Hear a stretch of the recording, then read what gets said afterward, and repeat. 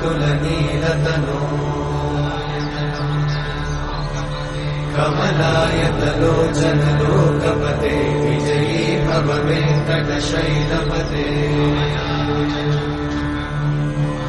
कमलाकुचूचुक कुङ्कुमतो नियतारुणिता तुलनीलतनो कमलायतलोचन लोकपते विजयी भव वेङ्कटशैलपते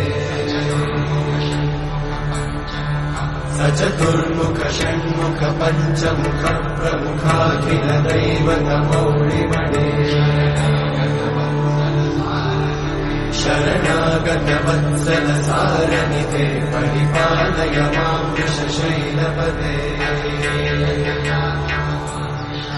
अधिमेलतया तव दुर्विषहैरनुवेलकृतैरपराधशतैः हरितं त्वरितं वृषशैलपते परया कृपया परिपाहि हरे अधिवेङ्कटशैलमुदारमते जनताभिमताधिकदानरता परदेवतया गदितान्निगमै कमलादयितान्न परं कलये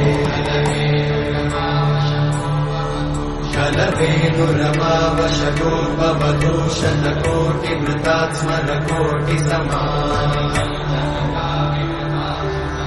प्रतिवल्लभिकाभिमतात् सुखदात् वसुदेवसुतान्न परं कलये